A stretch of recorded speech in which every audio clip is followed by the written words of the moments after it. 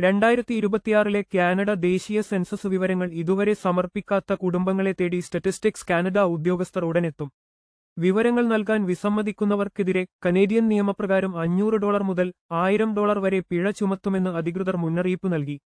Census ഫോമുകൾ സമർപ്പിക്കാത്തവരിൽ നിന്ന് phone കോളുകളിലൂടെയും വീടുകൾ നേരിട്ട് സന്ദർശിച്ചുമായിരിക്കും ഉദ്യോഗസ്ഥർ വിവരങ്ങൾ ശേഖരിക്കുക.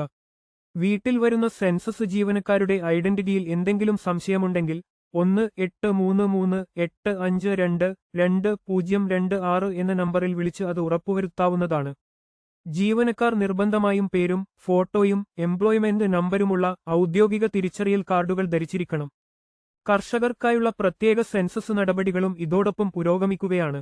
കർഷകരെ ഫോൺ വഴിയോ ഇമെയിൽ വഴിയോ അധികൃതർ ബന്ധപ്പെടും. സഹായങ്ങൾക്കായി 1-855-859-6273 എന്ന ഹെൽപ്പ് ലൈൻ നമ്പരുമുണ്ട്. കേൾവി സംസാര വൈകല്യമുള്ളവർക്കായി 1-833-652-0195 എന്ന TTY നമ്പരും സജ്ജമാക്കിയിട്ടുണ്ട്. രാജ്യത്തെ സ്കൂളുകൾ, ആശുപത്രികൾ, റോഡുകൾ എന്നിവ എവിടെയൊക്കെ നിർമ്മിക്കണമെന്ന് തീരുമാനിക്കുന്നതും കമ്മ്യൂണിറ്റി പ്രോഗ്രാമുകൾക്കായി ഫണ്ട് അനുവദിക്കുന്നതുമൊക്കെ ഈ സെൻസസ് വിവരങ്ങളുടെ അടിസ്ഥാനത്തിലാണ്. സ്റ്റാറ്റിസ്റ്റിക്സ് ആക്ട് പ്രകാരം സെൻസസ് വിവരങ്ങൾ കൃത്യമായി നൽകുക എന്നത് നിയമപരമായ ബാധ്യതയും പൗരധർമ്മവുമാണ്. പിഴ നടപടികൾ ഒഴിവാക്കാൻ എല്ലാവരും സെൻസസ് ഉദ്യോഗസ്ഥരുമായി പൂർണ്ണമായി സഹകരിക്കണമെന്ന് സ്റ്റാറ്റിസ്റ്റിക്സ് കാനഡ അഭ്യർത്ഥിച്ചു. കൂടുതൽ വാർത്തകൾക്കായി നമ്മളോൺലൈൻ.com സന്ദർശിക്കുക.